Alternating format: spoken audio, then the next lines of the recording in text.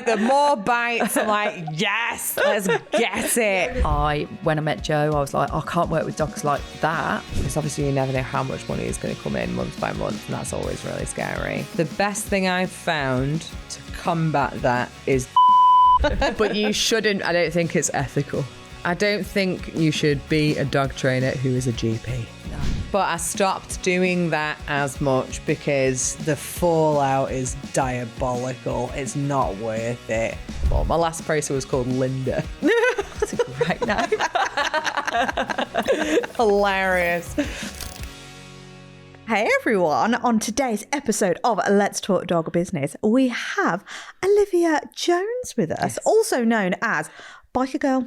Yes. Which I'm just going to go with because it's an incredible brand. Biker Girl, dog trainer. You're even in, I'm going to say uniform, but it doesn't feel pretty like a much. uniform. She's got an epic t-shirt on with a dog on a bike. It's my dog as well, so it's Poppy. Her ashes are actually in this tattoo. But she's the reason I've started this job pretty much. I feel like it's the same with so many trainers. They have one dog and they're like, yep, I want to do this forever. Yep.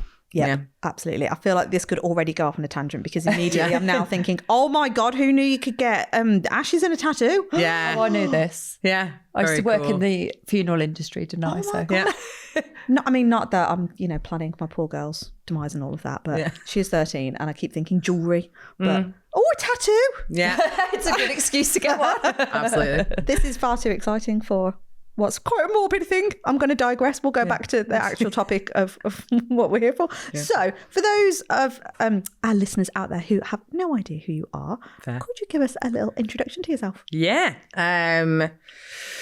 So I'm Olivia. I'm 35 now, but when I was a head chef in fine dining for like a decade, and then I got furloughed, and so many of my chef friends were like, oh my God, we can have a life.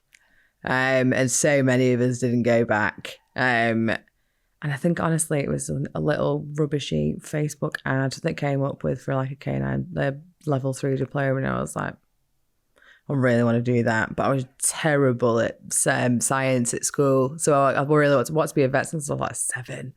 But I couldn't be because I was terrible at science. And I thought, oh, I could do that. So I stayed as a chef for about 10 months while I got Biker Girl off the ground, and I was doing free sessions. I look back on some of the sessions I did and cringe because I was doing free socializing sessions at the park with too many dogs and not enough staff. And I look back and go, no, that was really bad. But then started studying, worked with some amazing trainers, and it's only been, I've been going 6 years. And then some people don't like talking about money, but I think it's important. You're in the right place for that. Yeah. I'm now turning over 80. Nice. Which I'm buzzing about. Yeah, so very well, very hard. Need like some sound effects on that when you watch it back on the episode. Because a lot of people don't realise you can actually do this as a full-time job, and you really can. I was fortunate that I was able to sort of have a job that wasn't too longer hours to sort of keep me afloat until I could do this full-time. But I was only there for about 10 months and then I quit and went for it, and it was terrifying. Knew so little when I started. I do look back and cringe. But it's been 6.5 years almost.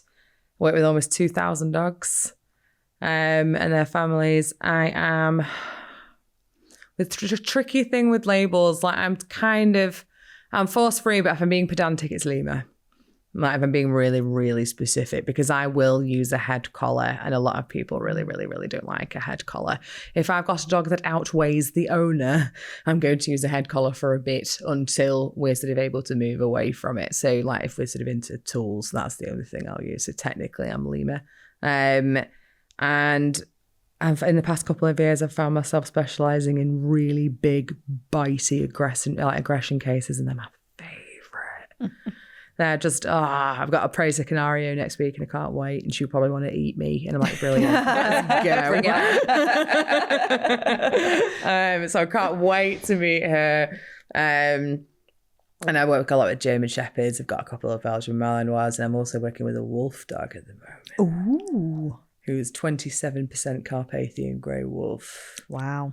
He wanted to eat me in the first session. It's still dicey as to whether he does now, but we're doing really well. He's a G, and his owner's working their arse off. Nice. So yeah, it's ace. Love it. Oh my gosh, I don't even know where to start now. There's so much incredible things From in fine that. dining to like big aggression cases. Yeah, very strange, but still the high pressure, stressful environment and keeping a cool head. So it's not too dissimilar. Plus dealing with customers, some of which were hard to deal with. Being able to explain things in a calm manner to some clients is also very helpful. Yeah, indeed. Okay, so tell us a little bit about the journey into the business side of it then. So you've been going like 6 and a bit years then. Yeah. When did you hit that 80k, and what do you feel has allowed you to be able to hit those numbers? Fair. So I've been progressively every year, pretty much. It's my profit's been going up about 20%. I have been looking more into passive income with regards to sort of courses and things, but I'm finding it really difficult. It was hopefully sort of like have something ticking over so I could have more time for clients. But all of the courses that I've written, I feel like I need to be there with them, even if it's virtual, to sort of help make sure that they're doing it, because obviously every single dog looks differently. Best things for me, brand. Everyone remembers it. Or even if they don't know who I am, they'll see the girl with red hair and tattoos and the motorbike and go, oh, that's Biker Girl. Like, it sticks. So I've had a couple of people over the years that have come to me about sort of deciding what names they wanted to name their businesses. And it was always move away from anything that's wag, paw, canine. I always find it's not always because canine and Optimus are later, isn't it? Or has he just been? Usually if they've got a canine in their name, they're usually balanced. Usually. He's an exception. He's a G. But yeah, so many people have wag and tail and trail and paws, and there's just too many. Mm-hmm. I think being unique, well, hardly, but using who I am as my brand works incredibly well, because it's memorable. And a lot of it, honestly, was just doing stuff for free. A lot, which is hard. But then it was results. It was like my biggest, I have a little question at the bottom of my consultation forms, and it's how do you hear about me? And 99% of it's word of mouth. But recently it's been ChatGPT. Like I've had like 7 and it's been ChatGPT. Okay. I'm like, well, that's pretty cool. But business-wise, it's tricky. I have a dog professionals networking group. We recommend everybody to everybody. That's a massive one, actually. Ditching the ego and networking with other trainers. You can't know everything. Yeah, you're really good at that, aren't you? Yeah. Bringing these people together and... we have the hive. The hive. Yeah. So it's when you work with me, you don't just work with me, you work with like 20 incredible women that all specialise in different things. So I regularly work with Faye from, you'll love her business name, Calm the Pup Down. That's good. I think I've heard of And it, again, actually. you remember it. Yeah, you remember it because she's amazing. Yeah. And you do like in-person meetups, don't you? Yeah.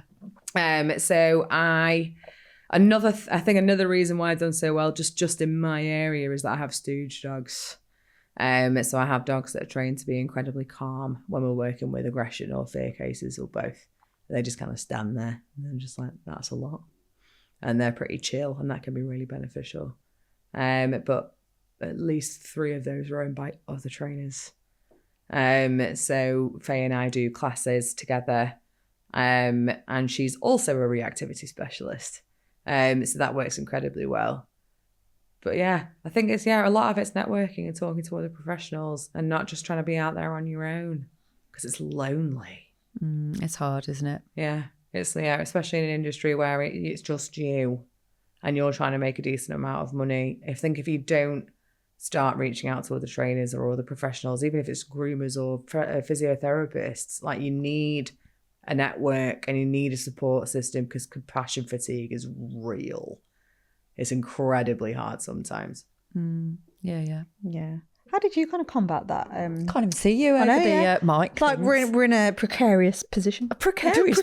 We're just in an unusual layout for us because we're normally opposite each other. But Yeah. How did you cope with compassion fatigue? it's a really good question. Thank you. And I think it's going to make me sound like a stone now. You're going to say you didn't have it, didn't you? No, I didn't. I didn't have it because I worked in rescue for so long. And I think I'd got hardened to it, as awful as that is to say. I think I'd done my part there. Yeah, fair. And so when I ran my business, I was like, oh my God, this is way easier. Yeah, like fair. I'm only taking on a few, and and even when I was working like with lots of different people, I felt like it's not the same overwhelm like you feel in a rescue, because you just want to do so much for all these dogs, and you just can't do it, you know? Which rescues were you working with? Blue Cross. Yeah. Yeah. So I just wanted to change the world at the Blue Cross, and tried, and then got lots of resentment because I was the person trying to push it, and they were the people trying to look after the dogs day to day, which is, you know, it's what the dogs needed. Yeah. But I was looking at it more in a bigger picture way. Yeah, fair. What else can we do? There's more that we could be doing, and all this kind of frustration creeping in. Yeah. And I feel like day to day I was having that kind of I feel like I'm stuck in this like trap of only being able to do so much, having the resources I've got and the power behind it. And so I think when I worked with people in my own business, it kind of felt almost freer, even though I was trapped in lots of other ways. What you want to do. Yeah. I've had a friend, Sophie, who's a groomer now, a consent-based groomer. She's a rock star, but she felt the same working at the Dogs Trust. Like they wanted to be able to do enrichment and more training and things, and like they wouldn't even let them do Kongs. Like it was, they were so, what's the word? Just held back. But they had their hands there behind the back, tied behind the back, really, with anything they wanted to be able to do for the dogs that would have been beneficial. But obviously, it's tricky when you're working for a company that has very clear rules. Yes. So I completely get that. It's tricky. I worked in a kennels when I was 18, and we had 4 RSPCA slots. And we were very limited about what we were allowed to do, which is a shame because dogs are individuals. Yeah, there's a lot of red tape, even though I kind of get it because you've got resources, restrictions, but also you've got lots of red tape stuff as well as that. So it's really tricky. But so I think, did you ever have compassion fatigue? I don't know if I did. Which again makes me sound like a bit of a heartless cow. Yeah. But I think it was, I don't know, I was just looking at it very differently, I think. And I went very much in with, I don't know, you know, we've kind of spoke about this before, but I think because of my background being in corporate and it was an ad agency, so a very high stress environment, like being sworn at because a DPD driver didn't deliver the point of sale for an event and you're getting it in the neck because it's all your fault. Like, ugh. Yeah, I get it. Waitress. So I think to almost have like 14 years of that under your belt. Yeah. It's almost like, right, I'm a little bit detached from it in that I can still feel compassion. I'm not a stone. I can still feel, you know, like the concern and the worry and the you feel the pain, don't you? And you feel the pain, but maybe you do just harden to it over experience. I think just get better at compartmentalising. Yeah, I think it is some of that. That's all it is. It's just like, right, I can detach myself, so I can still look at it and give you my absolute everything. Yeah, but have that level of detachment. But there's so many people that are in this industry that don't have not yet mastered that skill set. Yeah. No, I think burnout's incredibly common in this industry because it's lonely. And that's why I love CBA. I just think it's such a good idea to get everybody together because you can't know everything. And if you say you do, you're wrong. And you need to go and give your head a wobble because it's just not, you can't ever. It's why really good trainers never stop studying because the science changes so often. I commented on something on TikTok on the way here that I probably shouldn't have done. Go on. It's tricky. Well, he had a little, I won't say what age, but it was an adolescent, very aggressive Rottweiler. And within a week, the dog was fixed and perfect, and it's got a grot prong and e-collar on. And he's like, look, it's even good enough to be a stooge. And then it's lying there with his ears pinned back, lip licking. And I'm just... But I stopped doing that as much because the fallout is diabolical. It's not worth it. There's a few trainers I know that will openly, like Shay Kelly, he will openly call people out every single day. And I'm like, how do you do that and still have sanity? That takes a lot of energy, doesn't it, to be doing what he does. It's exhausting. Yeah, I don't know how he does it. No, I mean, he's brave, stupid, both, probably. I don't think he cares. I just don't think he cares, which is honestly admirable because I really care about what other people think, which I need to get over, honestly. But having, I'm ADHD, so RSD, the rejection sensitivity dysphoria, is real, and that's really hard. And it's always tricky because I've seen it from both sides, and it's, should you be spending your time calling out these practices and other trainers because you don't agree with it? Or is that unprofessional because you should just be showing what you would do instead? Yeah. It is a hard one, isn't it? I think our belief, or rather just how we operate, is the whole, the more you can just keep doing your thing, the more you can attach that with your version of your own personal brand and put your personality out there and put your belief system out without having to entertain anything for any other reason other than, actually, I'm just going to show up with this and just keep repeat. That message will shine through. It doesn't always have to be. Yeah. Because it's just not nice, is it? And then I think this is actually transferred into our own communities, isn't it? Like within the force-free realm, that we're kind of scared to do anything now because you just don't know where you're going to get it from, which is actually really sad. Yeah. And there's the really, really force-free end. They don't want to do make a dog uncomfortable ever. I know for a fact that my dogs that are fear aggressive or anxious around other dogs, if I put them in a stage session, they're gonna be uncomfortable. They don't want to be there. But I've had so many trainers that have come from really good force-free trainers, but they've said, just avoid dogs forever. And it's just not viable. Especially, and not affordable a lot of the time. Because, you could just run it in a closed field every day for a week, forever. I just never see a dog ever. But it's not sustainable. And it's very, very rare I'll come across a dog where I'll go, like, I'll pass dogs on. Like, if I have one that, and I think more people need to do that.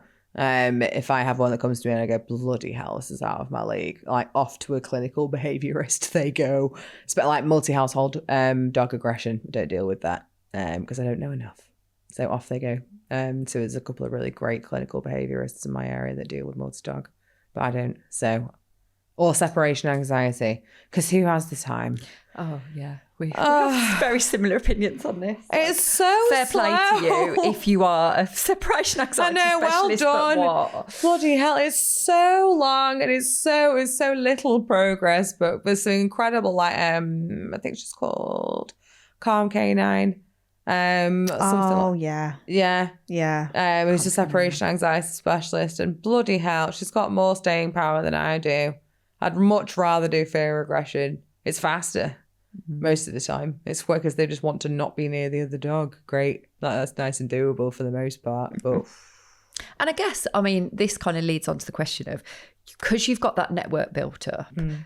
And you know what you are happy working with and what you're not, you've got that ability to pass people on to, because this is the other fear that a lot of trainers have, is like, if I don't do it, where are they going to go and who are they going to go to? And so then it's like, oh, maybe I should do it. And maybe they don't really want to, but they're feeling like, where else is, this poor person or this poor dog going to end up? Yeah. So I think that's another benefit, isn't it, of having people in your corner that actually I'm good with that cut off, and then they can go to this person. So, and even just for fun stuff, like getting in touch with people in your area that do like man trailing or scent work or agility. I've recently connected with an absolute godsend who is Esme at Whiskers Wellness Wirral, and she is a head vet an emergency clinic, and she's a pain and gait specialist and a hydrotherapist and a physiotherapist and an acupuncturist. And she comes to mine one day a month and sees 8 of my reactive dogs at mine to have a pain assessment. And we've been right for 19 out of 20 so far. Wow. Where we found pain, which is incredibly helpful. Obviously, it's rubbish finding out your dog's in pain, but obviously it can be a massive driver of behaviour. Mm-hmm. So we've been right for about 19 out of 20 of them so far this year. Wow. That's something that more trainers need to learn about, even is just learning how to read a dog's gait, because that can tell you so much. And especially with the rise of the doodle, I swear every single one of them has gut issues. Like all of the cockapoos and cavapoos have seemingly all got gut issues, and it's always the red ones that end up being really resource guardy. And I don't know whether that's really a thing. It's just what I've noticed. I'm so glad you said that. That was my opinion for ages. Yeah, right? Fucking what is with you all? But yeah. The red ones. Yep. They're all resource guarding little nightmares. They are. And the cavapoos. And it's always a red one. And obviously because they're being bred by a lot of people are breeding when they know nothing about the breed, and they're not doing it right, and all the puppies are eating from the same bowl and all of that stuff, and people forgetting that a cockapoo is a double gun dog. They're just cute and floofy, but they're a double gun dog, and they actually need a lot of input. I've had a couple of bordoodles recently, border collie poodle. What? What? Why? Oh, I didn't even know that was a thing. No, it should not be a thing. I suppose anything's a thing these days, isn't it? But it should not be a thing. No. But to be fair, they're little legends. I feel like they've won the lottery a little bit though, because they're both dead calm. And I was like, that's impossible. Enjoy this, because this is the exception to the rule. There's no way that would happen again. Oh God, that is just totally fluky, isn't it? But I do feel like this is where you, we talk so much about knowing who you are as a person, a trainer, knowing who you want to work with and who you don't. Yeah. And for me, I feel like this is where that is all coming together for you, because you're I could learn to do that thing and add it on as another service. I could offer this, that, and the other, like I did on my journey through being a dog trainer. And had I really done the work around what it is that I really want to do, what I'm trying to achieve, what I stand for as a business and what I stand for as a person, and that work having been done, I wouldn't have had that fear around, not fear, what's the word? Trepidation? No, I wouldn't have had that bit of FOMO, I suppose, if I don't do this thing, if I don't add it on. Yeah. That's what you're supposed to do. And actually, no, because I only want to do this thing. And if I'm really good at that thing and that's what I get known for, amazing. And I've got this support network that I can pass people on to or can work with in conjunction with. And we're like a bit of a team around this dog. Brilliant. I think that's a really good place to be. What's your, back when you used to, do you still see clients? No. When you did used to still see clients, and obviously I'm sure you talked about client funnel and things like that with people with CBA, what was your dream client? Something popped into your email box and you're like, yes, I want to get involved in this now. When can I see them? Oh, just puppies, really. Puppies? Yeah, puppy owners, because that was my driver. That's why I started the business from rescue, because I was like, we need to get to the puppies. We need to... Yeah, we need to get in there early. And I think that just went off track. It started and it went off track, and I added all these bloody other services in. And that's where I hadn't got a strong enough why, purpose, all of that stuff, or I hadn't got the people around me to help me keep on track. So I loved puppy owners. I loved the optimism that puppy owners had. I've got this little cute fluffy thing. I'm like, that's not going to stay like that. And I loved being able to take them through that journey and help them understand them better and all that sort of stuff that we idealistically want. But also be the reality, be the voice, be the true support for them, which loads of people don't have. So. Yeah. We play a game in puppy class you probably like. It's a true or false game. Everybody has a card with true or false on either side. And we debunk myths from class 1. So we go, like, your dog should think you're alpha of the pack, true or false? And I'll have a scan and go, right. Where is everybody on this journey? It varies, honestly. It really, really varies. Like, dogs need walking every day. Or like 8 hours is enough sleep for a puppy. Let's just see where everybody's at. And then the last one, I say, getting a puppy is the best decision I've ever made. Yeah. And I see how many people go, false. It's really hard. Or in a puppy class, I want that one instead of the one I've got. They all want to swap. Bless her. I hope she doesn't mind me saying, I won't say her name, but this lovely, lovely woman came in with a 5-month-old Vizsla, handed me the lead and walked out crying. I was like, oh, babe. Yeah, I can see why with the Vizsla. It's really hard because you've got a hunting breed that doesn't want to leave you ever. So yeah, bless her. She just had a bit of a morning. But we validate the humans. Like, it's okay to cry. Puppy blues are a real thing. Yeah. And with my Spices, it's okay to resent your own dog sometimes, because I did. I used to look at my little show cocker. We were, oh God, you'll cringe. We got litter mates. No. Oh dear. I was 17. Well, the breeder shouldn't have allowed it, really, if it was a good breeder. I was 17. My mum picked them. A red one and a black one. Girls. So just every wrong choice you could possibly make in that situation. And of course, when they both hit like 7-8 months, they started tearing chunks out of each other. Like, it was bad. It was really, it can go kind of one of a few ways. It can either become wildly codependent or they can tear chunks. And that was the direction they went. We rehomed Phoebes, the red, with a much older border collie. And she kind of tried it on with the collie and he went, no. And she went, oh, right, okay, cool, you're there, I'm here. Perfect. And then she was way more confident, following a much more confident dog around who sort of had decent boundaries. And after that with Poppy, I was terrified to walk her anywhere because she was really aggressive towards any dog. And I used to bring her tight next to my ankles and I used to just shout, she's contagious. She's got a kennel cough, she's contagious. That's a good way to do it. It works because they're not friendly. Nah, doesn't work. My dog is. My dog's friendly, or oh, she's a bit scared of people. Oh, I'm great with dogs. Like, it's either that is a real. Can you swear on this podcast? Oh yeah. It's either for other dogs, she's contagious, she's got kennel cough, or oh, I'm so sorry, they've just rolled and fucked shit. Especially to the people who insist on touching your dog. That's like, that would go in my room 101. The people that insist on touching your dog, especially without asking, and especially when they're nervous. When you say, actually, no, they're a bit anxious, they go, I'm great with dogs, and touch them anyway. That's my biggest bugbear. I've physically smacked the back of somebody's hand before now. They've reached towards one of my clients' rescues. No. Water spray. Bad human.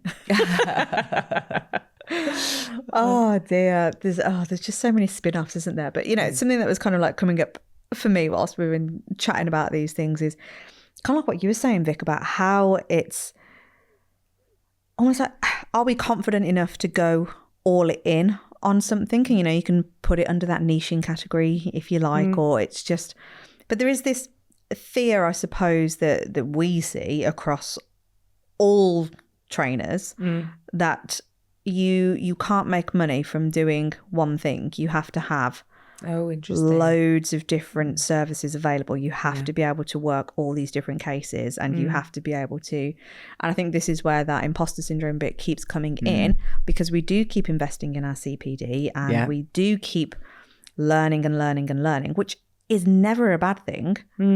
However, it can totally skew the path that you're going to go on, because now you're learning so much about everything. I feel like it almost paralyzes you. There's too many options, and there's not enough years in your life. It's weird because there's so many different ones to get good at. A lot of trainers don't want to do reactivity. No. That was my favourite thing. That's my favourite thing. But lots of trainers don't want to do that. I don't really know why. It's probably why I don't want to do separation anxiety. But it's what you feel confident doing. I found it tricky sometimes with regards to sort of, because obviously you never know how much money is going to come in month by month, and that's always really scary. The best thing I've found to combat that is doing packages and having Klarna. So having ways for people to pay it off in chunks. So if I have a reactivity package, it's like 5 sessions. Doing that one cost up front really helps, because a lot of your time and your money is wasted from chasing people to book into the next session. Whereas if you do a package, they're paid, and you're paid from the off, and then it doesn't really matter. I have a caveat that says you have to use them within 6 months. To a degree, depending on the dog. Sometimes we need a really long time in between sessions, but putting things in packages has made a big difference for me. And the networking events, getting more people talking to me. And I've also started working with a local hydrotherapy centre, still in reactivity, but I go and help reactive dogs have hydro. So it's still my niche, but I get paid. They put a package together and I'm there sort of as a behavioural consultant to help that dog have hydro. So it's still the area I love, but it's another way of getting a bit more cheddar. So I think it would be find what your niche is and try and find as many different places to do it as possible. Even if it isn't just aside from one-to-one, how else can you do it? So we do group reactive classes now, which we never used to do, and I would not do without Faye. I was well scared because I thought it would just devolve into complete chaos, but they've been working really well because the space is huge. And we have windbreakers and stuff, and all the owners love it because everyone else gets it. And they're not having to just go, sorry, and move their dog away. So find other places to do it that isn't just one-to-one, and whether that's getting in touch with other professionals. I know a lot of people do online stuff. I'm still trying to find the right way, the most ethical way to do that, because I don't really want to release a course on reactivity and then not be there to hold the hand, because it could very easily go wrong. How do you feel that because I love the sound of all of that. I love the sound of you being an integral cog in like the other parts as well, but you're not going, I'm doing that thing. I'm the facilitator of your dog getting access to that thing, and it's kind of part of what you do anyway, and it's linked to what you do. How do you feel from the public's perspective that is perceived, that they would look at you versus someone else, for example, that's doing loads of different things? Say if you just got you side by side, how do you feel like it feels from the business perspective anyway? But also if you were looking at that from that public point of view as well. I think it would be very similar as to you wouldn't go to a GP for everything forever. You go to, if you've got a pain in your back, you go to a GP, they send you to an orthopedist or they send you to a physio. Like so many people specialise in something. I would always go to somebody who specialises in one thing.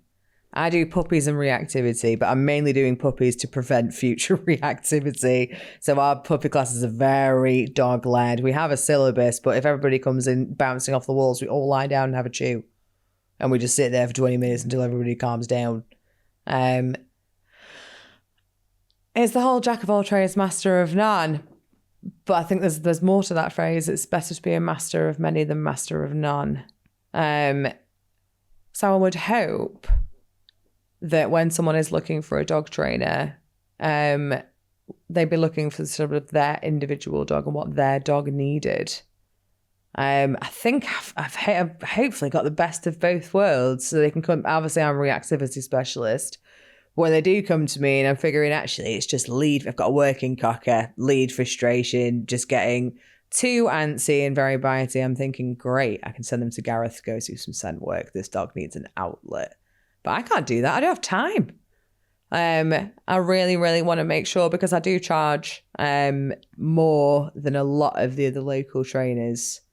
I really need to make sure that they're getting quality to the point where probably still not charging enough. I think that's also massively common in this industry. People do not charge enough, but then you're scared that you won't get any clients. So it's tricky. Yeah. And how does it feel knowing that you do charge more than other trainers in the area, but you may not be at that point where you need to be, but you're at that point where you're kind of higher than most trainers? Is that been a difficult journey for you to go on, or is it been something that kind of felt natural? And it was scary. Yeah. It was definitely scary to put them up for sure, because I'm not a clinical behaviourist. So when I was looking at sort of other people and what they charged, I was like, they have a degree, I don't have a degree. So there was definitely a little bit of imposter syndrome and sort of like, bloody hell, am I worth this or not? But then I started looking back over at my success stories and I'm like, no, actually, no, I can and I should. Faye still thinks I don't charge enough. I don't think I charge enough, to be fair. For what you get, it's insane. Because you get dog trainer in your pocket. So you can text me every day, send me videos every day for the entire 6 months or however long we're working together, and I will answer. Like, I will hold your hand through this. And if I actually break it down into the amount of work I do per hour, it's going to be awfully tiny. And probably 3 years ago, Olivia would have been like, absolutely not, there's no fucking way I'm worth that. This Olivia, I'm like, no, I am. It's still hard to say though. It's still well hard to say. But if I don't believe in that I'm good at my job, why would my clients? Like, I need to know that I'm good at what I do, and I am good at what I do. That I totally understand how it must be really tricky for people who find that hard.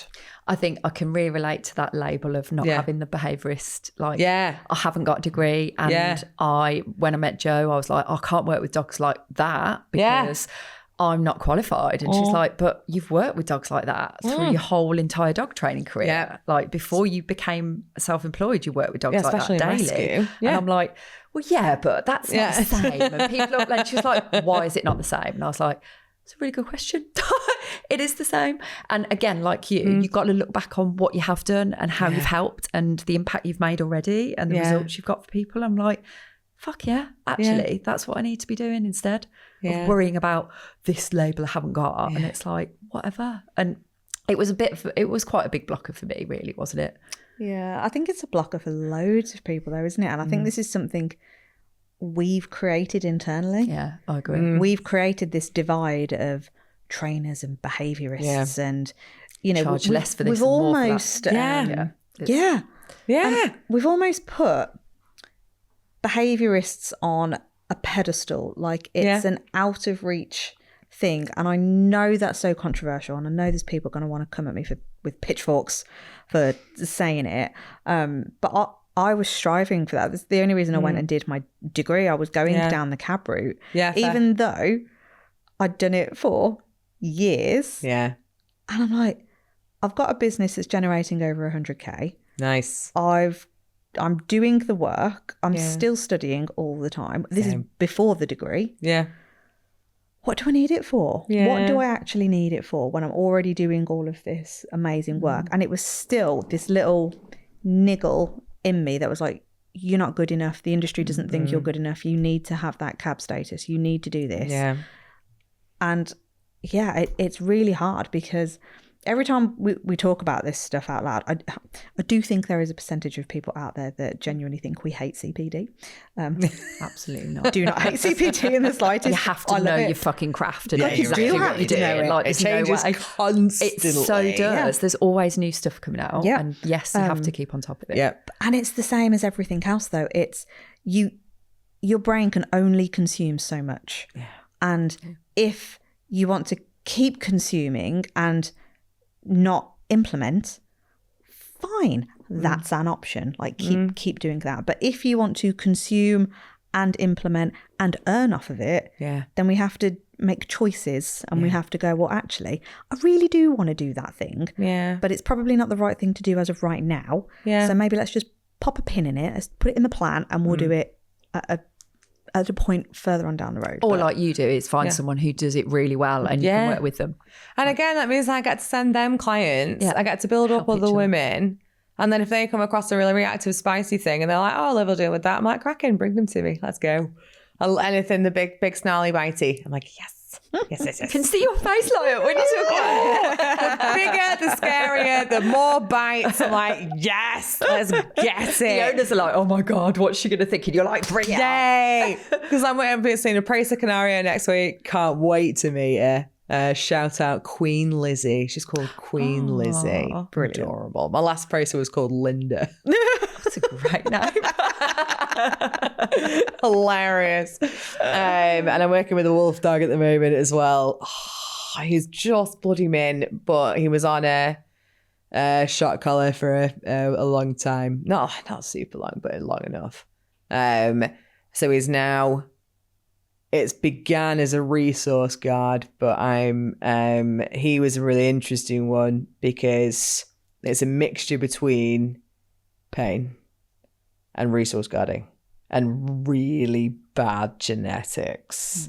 So his breeder in Slovakia has been getting some hot water for putting more wolf back in the line and not telling anybody. Very dangerous. And making the puppies fight each other for their food from little. So he's still got little scars on his face. And he's come over and I watched his gait and I was like, hang on, that's not right. Because he was gorgeous in trot, but it was like the momentum kept him going in stride. He's thudding down his back right.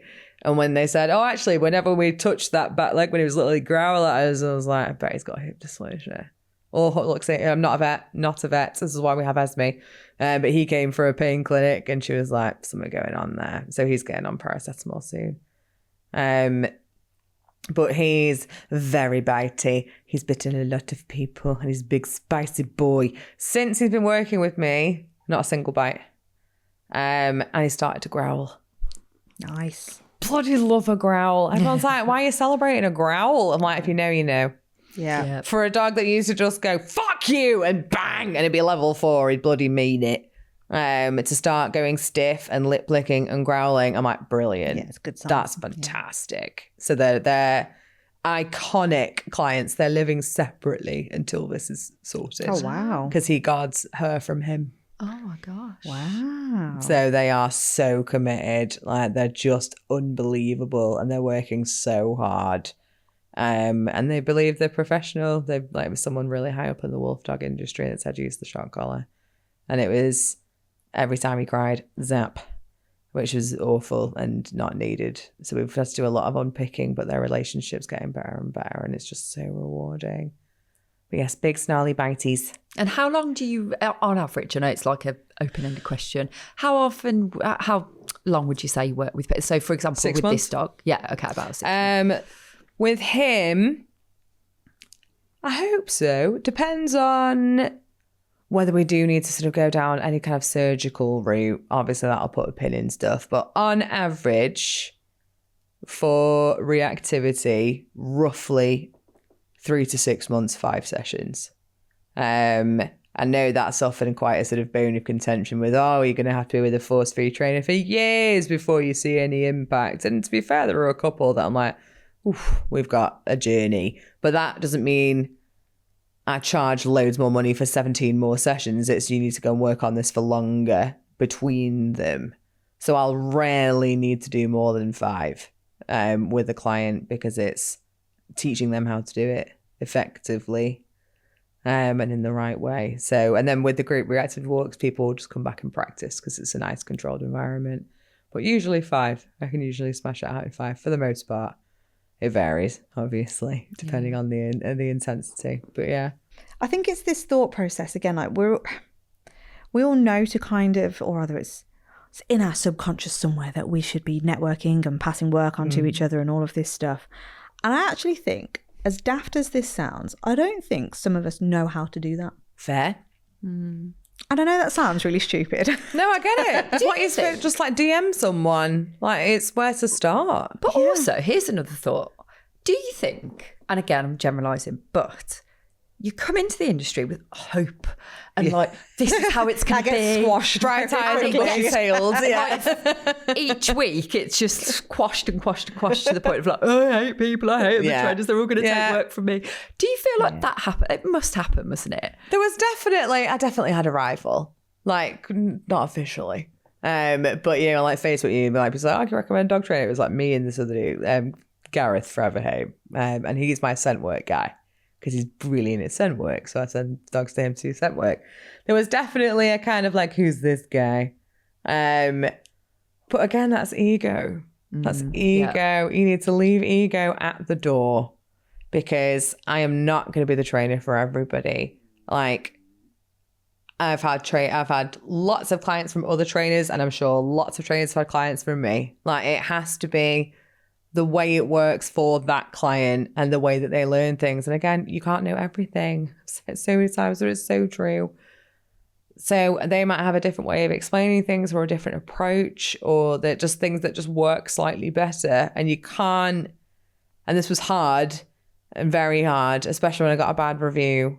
That broke my soul. I'm all right with it now if I do ever get a bad one. But it's kind of not personal, even though it's really hard not to take it personally. It's everybody learns in different ways.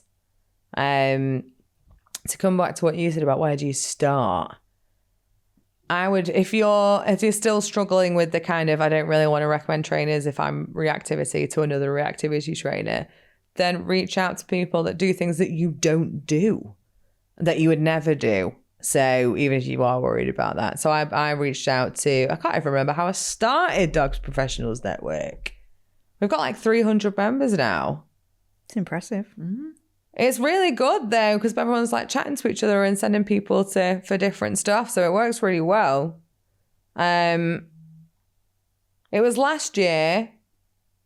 I had met a few other trainers and I think I just kind of bit the bullet and reached out to one. I think it was Rachel at Nose to Trail, because she was a clinical behaviourist and I wasn't really doing really intense behavioural cases, and I reached out to her and then I ended up talking to a few other clinical behaviourists. But then I realised actually there's some really bloody brilliant trainers that don't have their sort of CAB title, because I don't, and I don't know whether I ever will. But I guess it's worrying because you're like, am I not going to be taken seriously?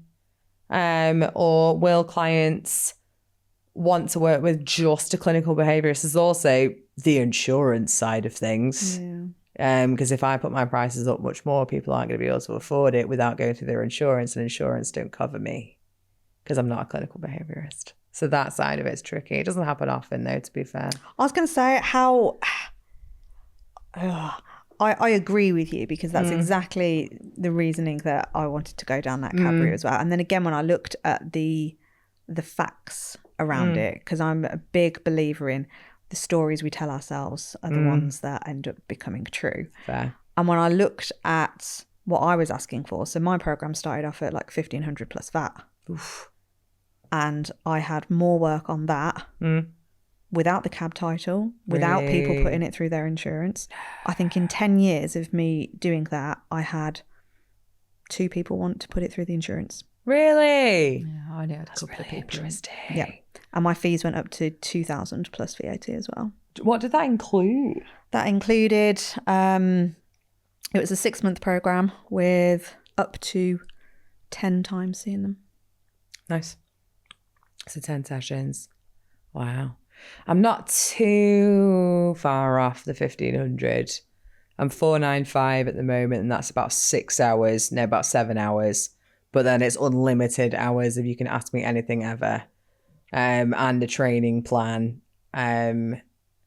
So it's roughly, we're roughly in that sort of ballpark. But that's really interesting to know.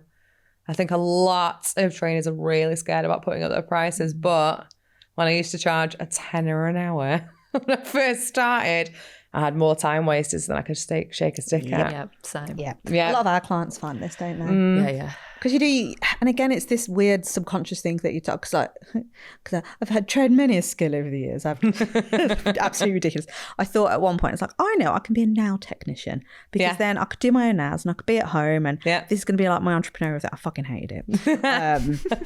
But I just even did the same thing there. I was like, oh, just give me a tenner. Why is it with a tenner? Like, it's a tenner for everything. Like, just give me a tenner for this. Yeah. I even tried fucking hairdressing. I hate hairdressing. But again, my brain was like, oh, I know. Let's do something that I can work for myself. I can't imagine you having the patience for either of those two things. No. Especially the nails. No, none whatsoever. Nada. But it was still like, oh. Someone just goes out with one done and she leaves the on board now. Yeah. I was like, oh, fuck me. Yes, not my bag at all. But same again, I was like, oh, I'll do it for like a tenner.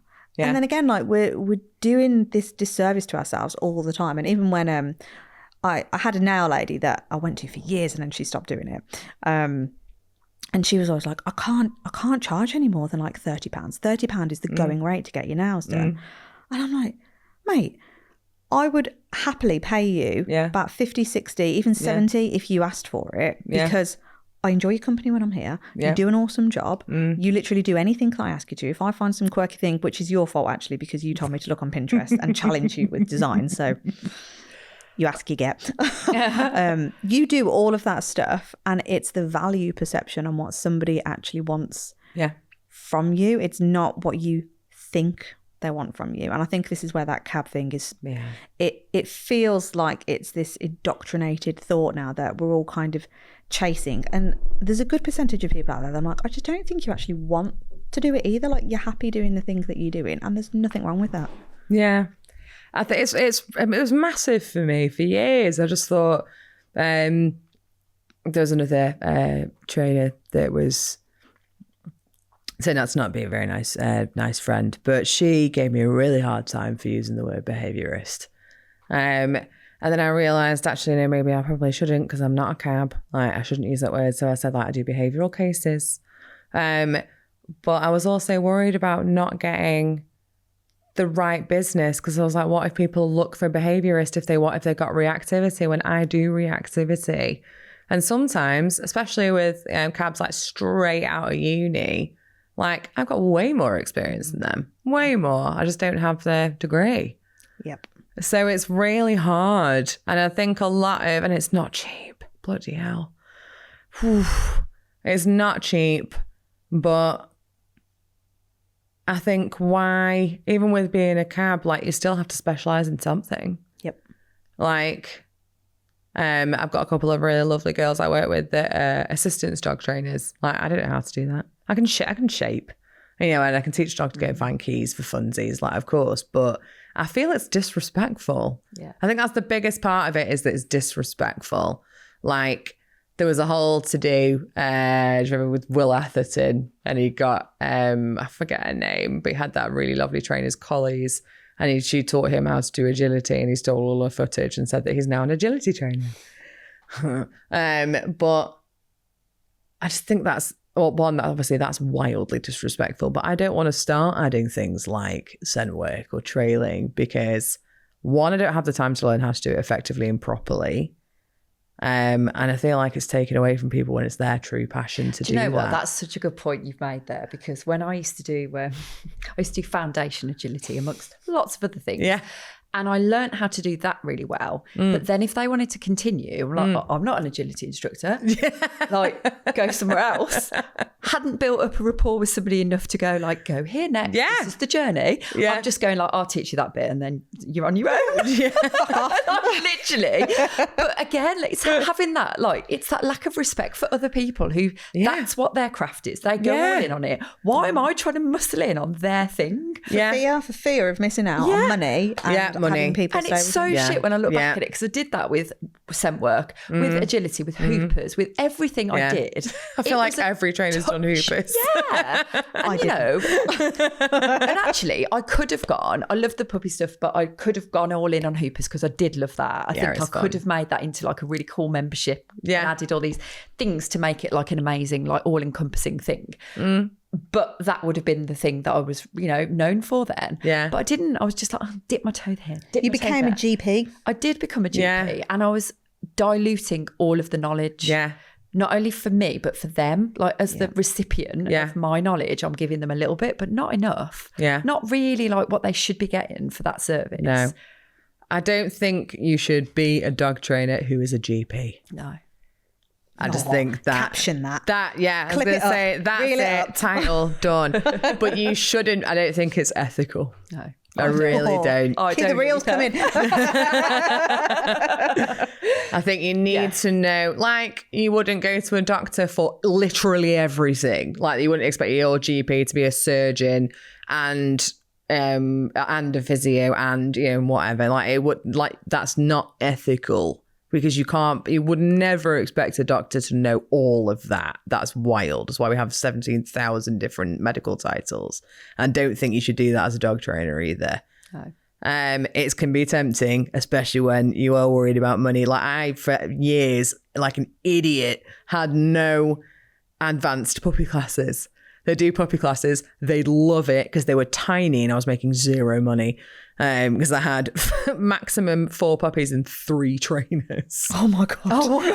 I mean, great ratio. I mean, the quality was sensational. But, sounds epic to attend. But. Yeah, not great. So that plus rent plus wages was not a great money earner for me. 2 things I have added actually is the tuck shop. I had the tuck shop in puppy class. That does well. I just have a little range of treats, and I do have my own merch. So I have harnesses, treat bags, long lines, and training leads. With your with my logo, yes. Oh, I never knew that. So I'd sell them mainly through classes and one-to-ones and stuff, and they are on my website. The one I like the most probably is the treat bag. It's got a specific side pocket for Arden Grange liver paste. Oh, nice. Because I use it so much. Merch is good, isn't it? People love a bit of merch. If you can get your head round finding a decent supplier and the minimum order quantity will sometimes absolutely shaft you, but it is pretty cool having dogs wandering around with your logo on. That's kind of cool. Yeah. And that helps. Yeah. But yeah, no, three trainers, 4 puppies. I now do 2 trainers, one of which is usually always me, 5 puppies and 1 volunteer. So that's another one. Get volunteers. Yeah. They're free. And they bloody love being there. I don't think there was a time where I didn't have volunteers because there's people, they're either owners who go, or it's their daughter or son or whatever, or it's someone that's just interested in becoming a trainer, like, come along. Like, I always used to have people volunteering for me. It's brilliant. I think it's meant like, I think shadowing's great. Yeah. But a lot of people will gatekeep that. Oh, yeah. A lot of people will gatekeep shadowing. I will absolutely like, if you want to come and hang up, fine, feel free. Come and see what I do every day. Met, she was looking to do APDT. I was a trainer at APDT, and I was the only person that replied to all your millions of emails. Out of 20 reach outs.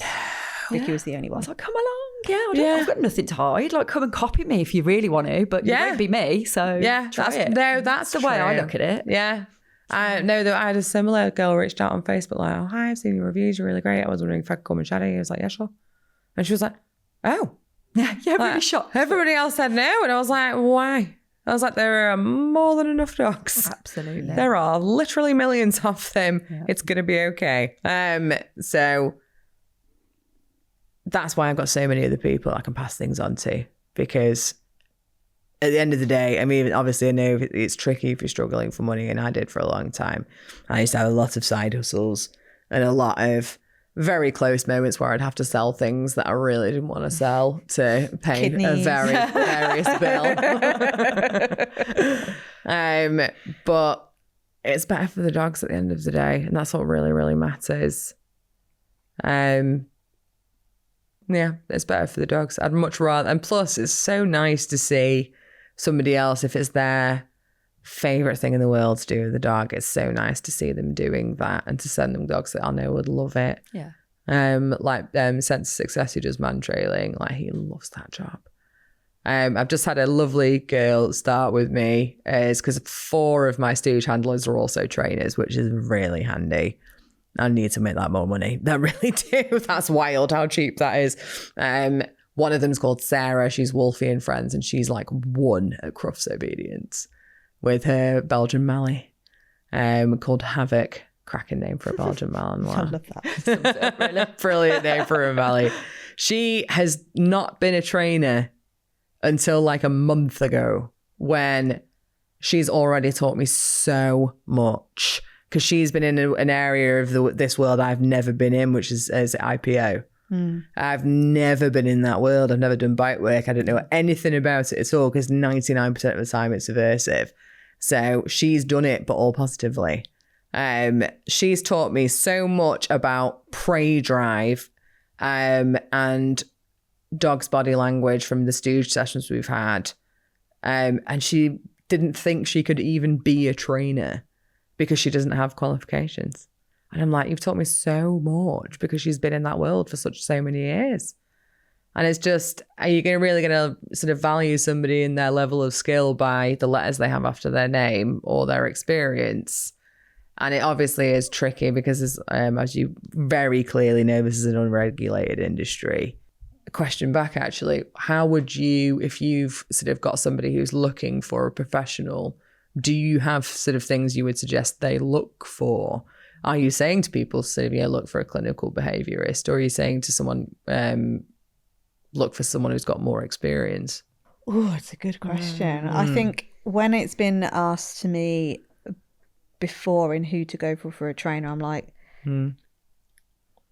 it'll normally be like a referral to somebody I know or I've seen. And again, I think this comes down to that personal branding bit. It's like, how much are you putting out there? Where are you getting the content? How much of the content have I consumed that makes me feel that I would trust that person enough that I would go and work with them? Yeah, fair. So I don't actually think qualifications come up, and I don't think experience comes up. I think it's Vibe. how credible and how expert I perceive them to be, if that makes sense. Yeah, it makes a lot of sense. So are you sort of more looking sort of regards It's kind of like through everything. social media? So I think it's just Either or, it's just method. it's just everything that if I can see something, whether that's written, video, verbal, and this comes down to the whole marketing side of business that we teach a lot of. It's like you have to be prolific with your message so that enough people hear it, and then when you hear it, you can like, oh, actually, those like these two crazy girls over at CBA, like they're the experts in business strategy. What makes you think that? Where's the evidence? All of this? Well, they've done it in their business. How do you know all of that stuff? Well, I consume their podcast every week. I'm in their Facebook group. I do this. I do. It's like, there you go. That's where the expertise gets built up. And then when can you hear the stories, and then you know, we could say that, you know, we've got the qualifications, the accreditations, or all the stuff, but it's everything when you piece it all together. It's never just one part of the jigsaw puzzle. We could have our book, we could do the podcast, but if we can't have substance behind it, like really, it doesn't mean anything, does it? Like, read our book. Well, great, there's a book, but if I don't feel connected and I don't feel trust and I don't feel like you are the right people to take me through, or you're not the right person to take me through it, I won't do it. No, so fair. I think like jointly on that, that's how we perceive. Because everything is just a piece. It's a puzzle piece, isn't it? So like you say, if you're gonna do the theory side of it, and there are enough cabs out there, I'm certain they've never laid their hands on a dog. Yes, and they've just gone through academia, and I'm like, great, it's a puzzle piece, it's not the whole picture. And vice versa, like you've got trainers that have never touched any kind of academia in their life, and it's all just hands-on. Which one's better? Who the fuck knows? It's just how that each individual operates, and how and again what you specifically are looking for. So I've had many people just book in with me because they saw a girl in tattoos on a motorbike and just thought she looks like my kind of person. I was going to say, you're going to divide people, because there'll be people that don't like that. Yeah, 100%. And same with us, people don't like that we swear, and we've got tattoos and we're a bit loud and colourful. Equally, there's way more people that do. Way more people that do. I think and we're good with that either way. Yeah, I think so. And it tends to be people that book in with me because of aesthetics tend to be the kind of person I want to work with anyway. They're your vibe anyway. Because they're also a little bit mad and a little bit eccentric and quirky and cool, and we tend to get on from the off, and that always really helps. That always really helps. I've never had I did have someone decide not to work with me recently. It's her decision. It's her decision, let go and let God. But they wanted something more structured than my puppy classes, whereas my puppy classes are dog-led. Okay, So it's if they are panicking or if they're too stressed, then we're going to stop doing sit and down to give everybody a break. And if that's not your vibe, that's okay. No, but it's always going to be dog-led. Yeah. So it's one of those. I feel like she potentially wanted more of the whole slip lead check crowd, which again, fine. It's up to you. And it's you knowing that the way you do things and run things are the way that works, and you not being, because there are people that would go, oh my God, someone didn't like it. Oh my God, I need to change that. I need to stop doing that. And it's like, no, because you know that's the way that's going to. No, it works. It is hard, isn't it? It is really hard. No, I will not. Forgive me, I was going to say something. No, gone. That happens in this podcast. Yes, you did that earlier. All the time. All the time. Right, well, as much as I would love to keep talking to you, because I feel like this could go on for another couple of hours, and it'd be great. Where can people find out more about you? So I'm Biker Girl Dog Trainer pretty much everywhere. There is only one currently, thank goodness. But I'm Biker Girl Dog Trainer on Instagram and Facebook. And my website is bikergirldogtrainer.com.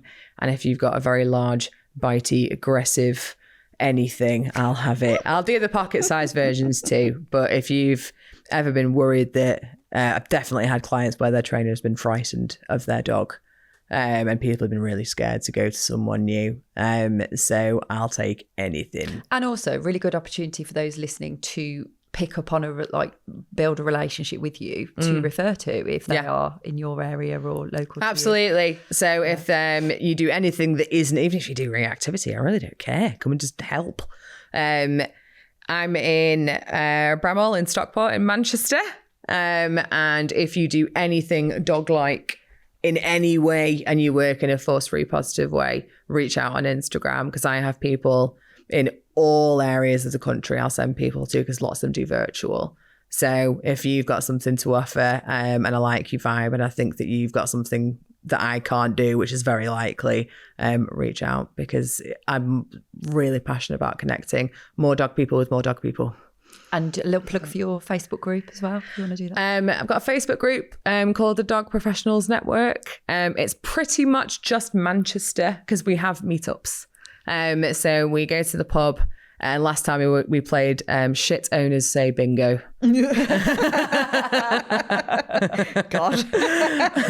I can see it vividly. Yeah. And it's good fun. We have a drink and a chat. And next time we're going to be playing 7 Minutes in Heaven, which is not quite the spicy version, but just 7 minutes each of talking about something that they're passionate about. Nice. Just to kind of get a vibe of what everyone's doing. But they're ace and they're very friendly. And I know it can be really scary meeting new people, but I have anxiety and depression and autism and ADHD. So it is a very, very safe space.